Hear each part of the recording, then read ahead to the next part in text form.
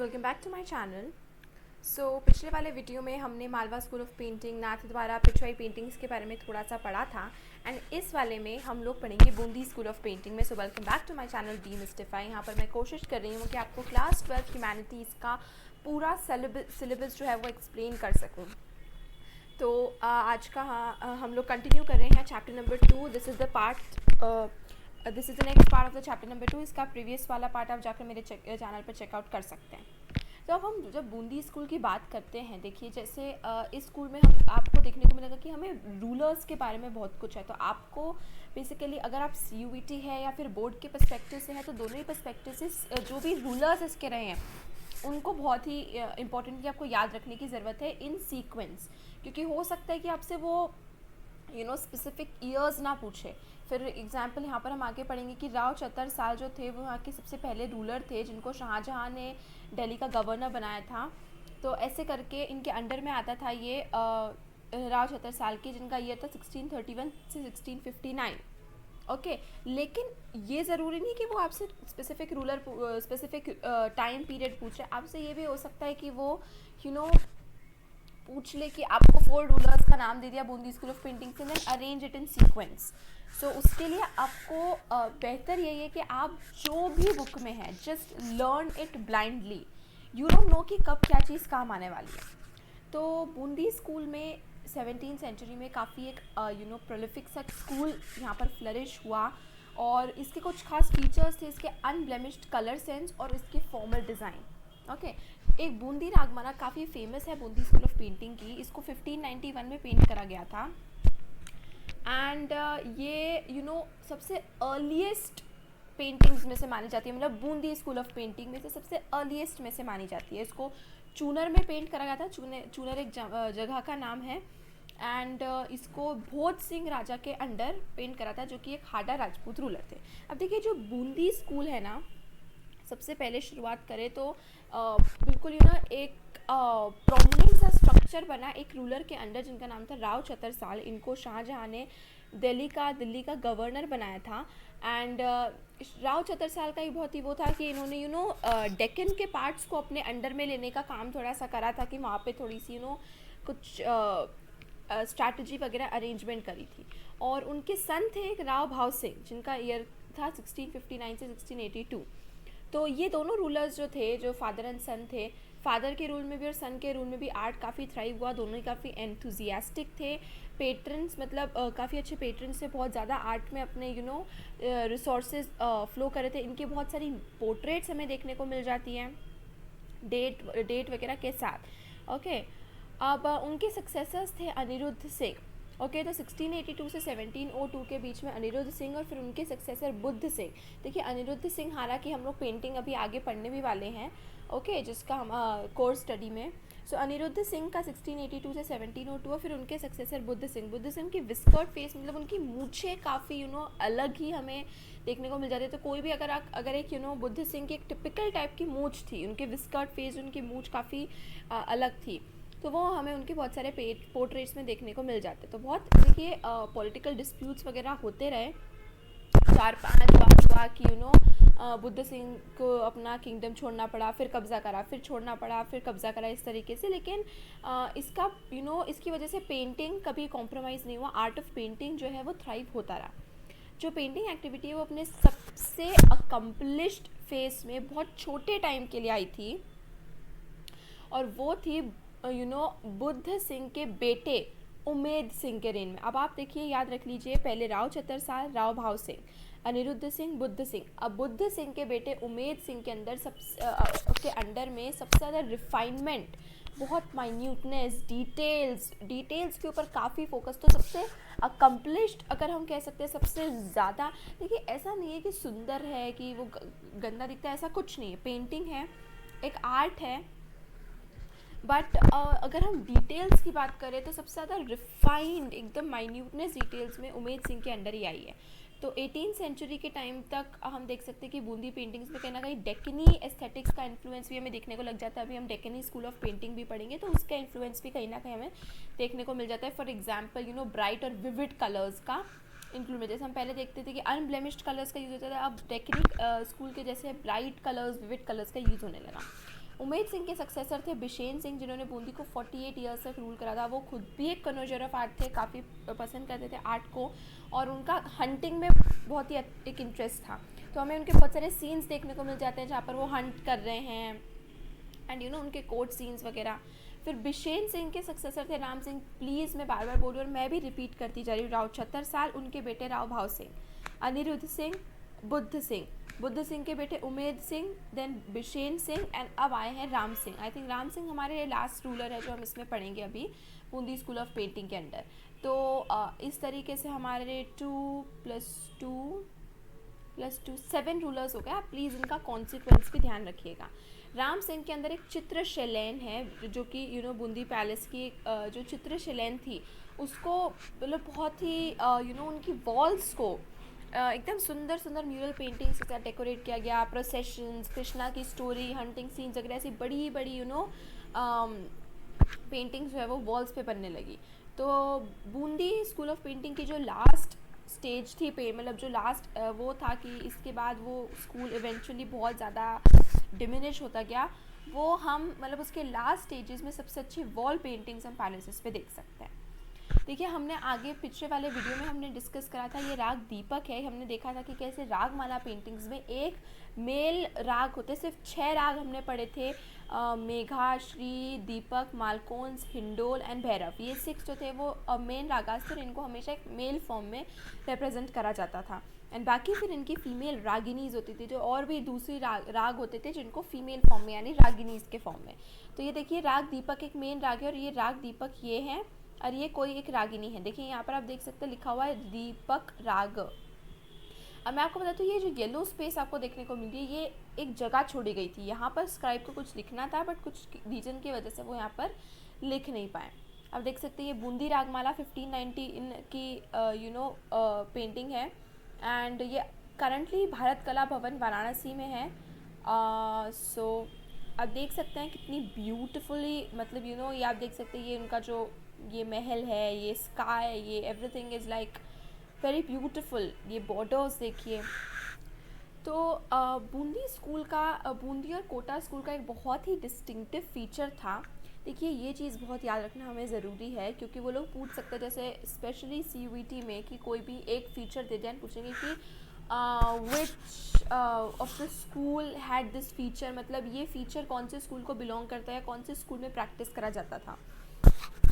तो हर school of painting का एक ना एक यूनिक फीचर है, तो वो आपको याद रखना पड़ेगा। जैसे अब बूंदी और कोटा स्कूल का एक यूनिक फीचर ये है कि यहाँ पे वेजिटेशन आपकी लश ग्रीन वेजिटेशन दिखाई जाती थी, मतलब बिल्कुल ब्राइट ग्रीन कलर्स में, थिक जंगल्स, बहुत सारे फ्लोरा फौना वाइल्ड लाइफ वगैरह, मतलब बहुत ही वेराइड तरीके से नेचर को, वाटर बॉडीज़ हो गया, हिल्स हो गया, बर्ड्स हो गया, एनिमल्स हो गए, प्लांट्स हो गए, एकदम थिक ग्रीन बुशेज़ हैं, प्लांट्स हैं। तो वो चीज़ बहुत बूंदी और कोटा पेंटिंग्स में दिखाई जाती थी। तो नेचर के लिए हमें जो है वो बहुत देखने को मिलता है। एक एलिफेंट्स की ड्राइंग जो है वो दोनों कोटा और बूंदी में काफ़ी करी गई है। बूंदी आर्टिस्ट जो थे उनके खुद के स्टैंडर्ड्स थे फेमिनिन ब्यूटी के। जैसे कि बूंदी स्कूल में अगर हम देखेंगे तो इनकी विमेन थोड़ी सी अलग कैसे थी, इनकी विमेन हमेशा पतीट यानी कि छोटी होती थी, मतलब बहुत बड़ी नहीं। यहाँ पर भी आप देख सकते हैं कि ये बड़े दिख रहे हैं और ये छोटे दिख रहे हैं। So women were always drawn small, छोटे से फिगर में बनाई जाती थी। उनके राउंड फेसेस होते थे, ओके उनके रिसीडिंग फोरहेड्स होते थे। रिसीडिंग मतलब बहुत कुछ स्ट्रेट फोरहेड्स होते थे। अगर आप यहाँ पे देख सकते हैं ये फोरहेड दिख रहा है। शार्प नोजेस होती थी, फुल चीक्स होते थे, भरे भरे गाल होते थे और sharply pencilled eyebrows and pinched waist होती थी। मतलब ये फेस के फीचर्स तो round and chubby full cheeks होते थे, लेकिन जो फेस होता था, जो वेस्ट होती थी वो पिंच्ड होती थी, बहुत ही छोटी सी वेस्ट होती थी। बूंदी की अर्लीस्ट फेज ऑफ पेंटिंग जो हमने बूंदी रागमाला डिस्कस करी है उसमें हमें एक पर्शियन में इंस्क्रिप्शन मिलता है, ठीक है, जिसमें लिखा हुआ है 1591 और उसमें 2 आर्टिस्ट का नाम हमें देखने को मिलता है, शेख हसन, शेख अली एंड शेख हतीम, ठीक है। मतलब ये 3 आर्टिस्ट का नाम देखने को मिलता है। ये जो है वो मीर सैयद अली और ख्वाजा अब्दुल समद के प्यूपल स्टूडेंट्स अपने आप को बताते हैं। तो आप समझिए जो बूंदी रागमाला में हमें इंस्क्रिप्शन देखने को मिला जिसमें 3 आर्टिस्ट के नाम है, शेख हसन, शेख अली एंड शेख हतीम, एंड ये तीनों अपने आप को एज स्टूडेंट्स बताते हैं। किसके स्टूडेंट्स? मीर सैयद अली और ख्वाजा अब्दुस समद के। ठीक है, ये मुग़ल कोर्ट में थे। तो हमें इस इंस्क्रिप्शन में जो पर्शियन में लिखी गई, इसमें चूनर का मेंशन मिलता है। चूनर जो वो है बनारस के पास एक जगह का नाम है, और ये उस जो भी पेंटिंग के ऊपर इंस्क्रिप्शन है उसका ओरिजिन है। यहाँ पर राव भोज सिंह जो थे और उनके फादर राव सूरजन सिंह जो थे, वो एक पैलेस, मतलब ये वहाँ के रूलर्स थे। तो चूनर पे के पास बहुत ही कम जो थोड़ी बहुत सर्वाइव हो पाई है, उसमें से है एक रागिनीज खम्बावती, ठीक है, Bilawal, Malashri, Bhairavi, Pattamanjari and few others. ये कुछ रागमाला पेंटिंग्स है रागिनीज की। सो ये कुछ फ्यू सेट्स बच्चे हैं जो बूंदर के सर्वाइव कर पाए हैं बूंदी से। अब देख, राग दीपक के बारे में जैसे हमने पिक्चर ऊपर देखी हुई है, ये एक नाइट सेटिंग में, मतलब रात का टाइम है, और उसमें राग दीपक जो अपनी बिलीवेड के साथ बैठे हुए हैं चेम्बर में, एंड एक लैम्प हमें दिख रहा है, बहुत ही वार्मली इल्यूमिनेटेड लैम्प्स है। ये देखिए, ये warmly illuminated lamps. I don't think आपको कितना क्लियर दिख पा रहा है। 2 लैम्प होल्डर्स है, बहुत ही इनोवेटिवली शेप्ड है, ह्यूमन फिगर्स की तरह शेप करे हुए हैं। स्काई जो है, इसमें बहुत सारे स्टार्स देखने को मिल रहे हैं। मून जो है वो येलो टर्न हो रहा है, ये इंडिकेट करते हुए कि ये अभी गहरी रात मतलब हो चुकी है काफ़ी।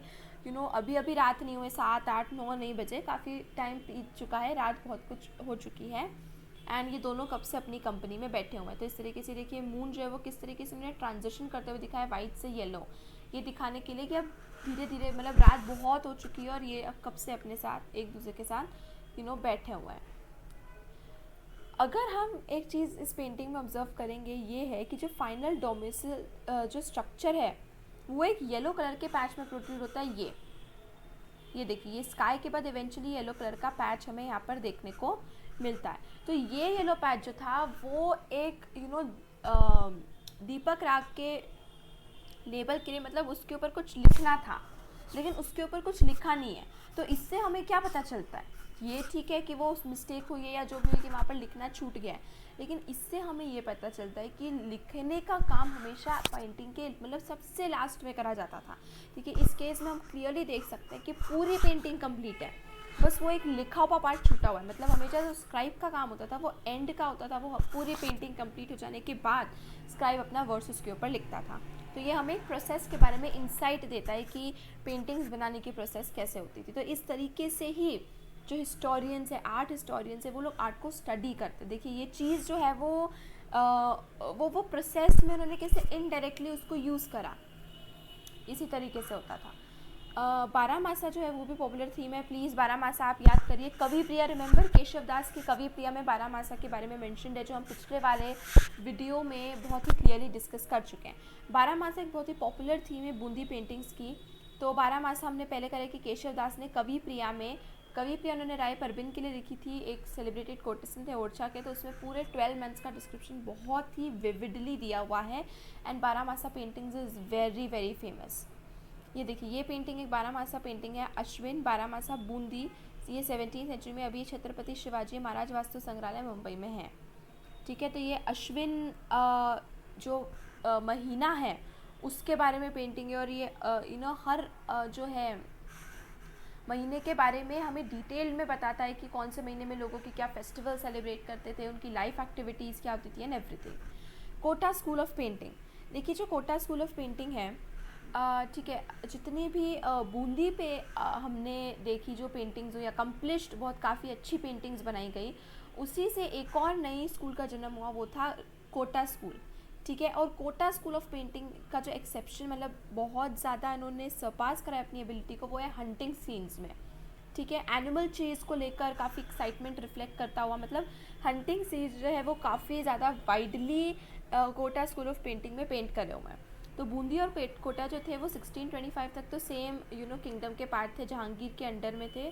फिर उन्होंने बूंदी एम्पायर को डिवाइड करा, और एक पार्ट जो है वो माधु सिंह को वो करा, जो कि राव रतन सिंह के छोटे बेटे थे। मतलब जो कि राव रतन सिंह जो थे वो बोध सिंह के बेटे थे, और क्योंकि उन्होंने प्रिंस खुर्रम यानी शाहजहाँ के रिबेलियन में जो डेक्कन में हुआ था उसके अगेंस्ट जहांगीर को प्रोटेक्ट करा था, तो एक पार्ट जो था वो माधु सिंह को दिया था। ओके, तो बूंदी का सेपरेशन जहांगीर ने करा था। तो एक बार बूंदी और कोटा का सेपरेशन हो गया तो फिर उनके खुद के अपने स्कूल्स बनने लग गए। तो ये कोटा स्कूल जो है वो कहीं ना कहीं स्टार्ट हुआ जगत सिंह के रेन में। 1658 से 1683 उनका रूल था।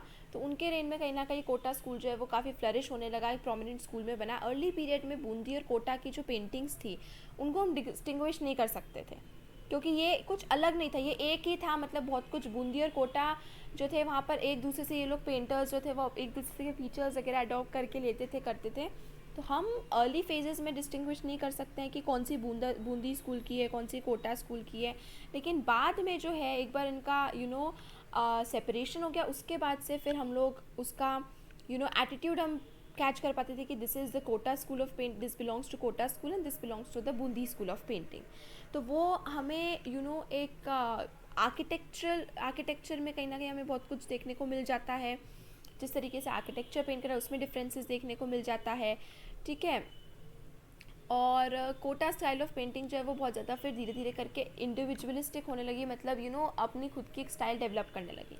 राम सिंह वन जो थे 1686 से 1708 उनका रूल था। उनके रूल के टाइम तक आर्टिस्ट जो थे उनकी उनके सब्जेक्ट्स जो थे वो बहुत ज़्यादा वेराइड हो चुके थे, बहुत ज़्यादा सब्जेक्ट्स के ऊपर वो लोग पेंट करने लगे थे, ठीक है। कोटा आर्टिस्ट जो थे वो सबसे पहले थे जिन्होंने लैंडस्केप्स को as a real subject of composition शुरू किया। देखिए आज हम देखते हैं landscape as a other subject, मतलब लैंडस्केप पेंट करना, उसमें कुछ नहीं, सिर्फ लैंडस्केप, नदी बना रहे, पहाड़ बना रहे, पेड़ बना रहे हैं। लेकिन पहले ऐसा नहीं था, पहले फिगर्स होते थे। तो Kota one of the first schools थे जहाँ पे लैंडस्केप्स, इंडिविजुअल की पेंटिंग जो है वो, मतलब विदाउट एनी फिगर, पेट्रन, कोई राजा महाराजा कुछ नहीं, उसके बिना। तो ये फर्स्ट जो थे वो कोटा आर्टिस्ट ने ही शुरू किया था। उमेद सिंह जो थे 1770 से 1890 तक, वो मात्र 10 साल की एज में उन्होंने थ्रोन संभालने लग गए थे, वो राजा बन गए थे। लेकिन जालिम सिंह जो थे वो उनके लिए हमेशा अरेंजमेंट करते थे, मतलब भले ही नाम के रूलर जो थे वो उमेद सिंह थे, बाकी जो काम था वो पूरा जालिम सिंह ही संभालते थे। तो जालिम सिंह जो थे वो बहुत ज़्यादा हंटिंग वगैरह से उमेद सिंह को बिज़ी रखते थे, वाइल वो सारे जो भी अफेयर्स थे, एडमिनिस्ट्रेशन था, वो संभालते थे। तो उमेद सिंह को तो हंटिंग करने छोड़ देते थे।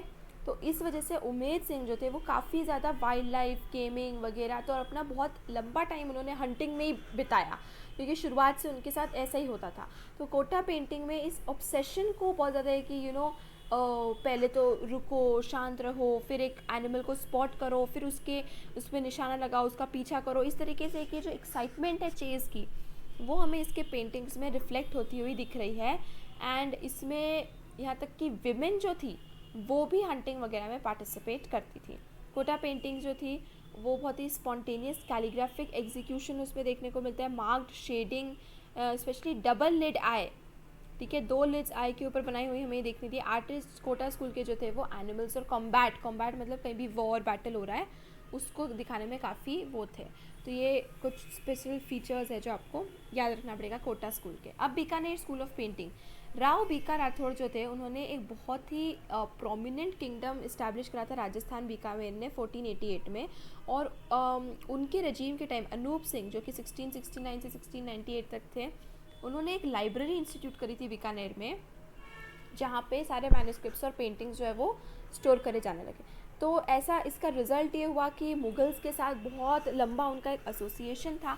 उसके रिज़ल्ट में बीकानेर ने की जो पेंटिंग्स हैं उसमें हमें बहुत कुछ एक मुग़ल इन्फ्लुएंस देखने को मिलता है किन जगहों पर, जैसे कि मुग़ल एलिगेंस देखने को मिलता है, उसके जो डिटेल्स, माइन्यूटनेस, जो सोफिस्टिकेशन मुग़ल पेंटिंग्स में है, एंड एक सबड्यूड कलर पैलेट, मतलब कलर पैलेट काफ़ी ब्राइट या विविड नहीं था, थोड़ा सा डल से कलर, सबड्यूड से कलर्स यूज़ करते थे।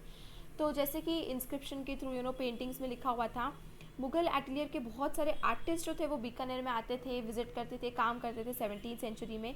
करण सिंह जो थे उन्होंने उस्ताद अली रज़ा जो कि दिल्ली से एक बहुत ही मास्टर पेंटिंग थे, उनको एम्प्लॉय करा था अपने अंडर में पेंटिंग्स वगैरह बनाने के लिए। तो उनके अर्लीस्ट वर्क्स जो थे वो बीकानेर स्कूल की बिगिनिंग्स को दिखाते थे, जो कि अराउंड 1650 को हम लोग डेट कर सकते हैं। अनूप सिंह के रेन के अंदर रुकनुद्दीन जो थे, जिनके एंसेस्टर्स मुग़ल कोर्ट में ही काम करते थे, वो सबसे ज़्यादा मास्टर आर्टिस्ट थे, जिनके अंडर ही सारे फिर पेंटिंग्स बनी थी। उनकी स्टाइल जो थी वो एक डेक्कनी और मुग़ल का मिक्सचर था। मतलब उनकी जो स्टाइल थी पेंटिंग की, उसमें हम डेक्कनी और मुग़ल दोनों इन्फ्लुएंस देख सकते हैं। तो उन्होंने बहुत इम्पॉर्टेंट टेक्स्ट के ऊपर पेंटिंग करी है, जैसे कि रामायण, रसिक प्रिया, दुर्गा सप्तशती। इसके बाद इब्राहिम नाथू, साहिबदीन और ईसा जो थे वो भी इसी टाइम के काफ़ी वेल नोन पेंटर्स थे, आर्टिस्ट थे। बीकानेर में एक बहुत ही प्रैक्टिस जो बाकी स्कूल्स में इतना हमें देखने को अभी तक नहीं पड़ी, वो है मंडी। मंडी मतलब स्टूडियो सेटअप करना। इन मंडीज़ में क्या होता था, ये स्टूडियोज़ यहाँ मंडी सेटअप करे जाते थे और यहाँ पे एक ग्रुप ऑफ आर्टिस्ट जो थे वो एक मास्टर आर्टिस्ट के सुपरविजन के अंदर काम करते थे। तो इंस्क्रिप्शन से हमें पता चलता है कि रुकनुद्दीन, इब्राहिम, नाथू जो थे वो कुछ प्रोफेशनल मंडीज़ को ऑपरेट करते थे, तो ये वहाँ के मास्टर आर्टिस्ट थे और बाकी इनके प्यूपल्स थे। बहुत सारे ऐसे मंडी जो थे वो एग्जिस्ट करते थे, अनूप सिंह के रेन में भी हमें देखने को मिल जाता है।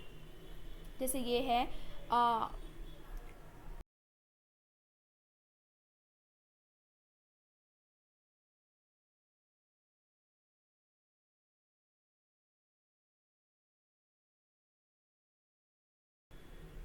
ये पेंटिंग आप देख सकते हैं, ये कृष्णा सपोर्टिंग माउंट गोवर्धन। ये बहुत ही एक पॉपुलर स्टोरी है जो हम सभी को पता है, और इसके ऊपर काफ़ी सारी पेंटिंग्स बनाई गई हैं अलग अलग स्कूल्स में। इसको पेंट किया था शाहदीन ने बीकानेर में 1690 ब्रिटिश म्यूजियम। ये अभी ब्रिटिश म्यूजियम लंदन के कलेक्शन में है। आप देख सकते हैं इसके फीचर्स, कलर पैलेट काफ़ी सब्ड्यूड है, बहुत ज़्यादा ब्राइट कलर्स नहीं है, ग्रीन एंड येलो भी जो है वो काफ़ी सब्ड्यूड है। एंड इसमें हमें बीकानेर पेंटिंग का है, ये Bikaner school of painting. Painting के कंप्लीशन पे जब एक बार पेंटिंग कंप्लीट हो जाती थी तो जो कोर्ट आर्चिविस्ट होते थे वो मास्टर आर्टिस्ट का नाम और जिस ईयर में या जिस जो भी डेट होती थी वो उसके पीछे लिखते थे। तो ये प्रैक्टिस जो है इस वजह से क्या हुआ है, हमें हमेशा से मास्टर आर्टिस्ट का नाम पता चला उसके वर्क्स पे, लेकिन उनके प्यूपल का नाम नहीं पता चला। ठीक है, क्योंकि ऐसा ज़रूरी नहीं है कि जिस स्टाइल में मास्टर पेंट करते थे उसी स्टाइल में स्टूडेंट्स भी करेंगे। उनसे सीखने के बाद वो सब अपनी स्टाइल भी डेवलप कर सकते हैं। तो या फिर ये भी हो सकता है कि कोई ऐसी पेंटिंग्स भी जो मास्टर आर्टिस्ट ने बनाई ही नहीं हो, लेकिन क्योंकि वो मंडी उनके अंडर रन कर रही है, उनके नाम के अंडर, तो आर्टिस्ट का नाम जो था वो हमेशा मास्टर आर्टिस्ट का नाम ही होता था।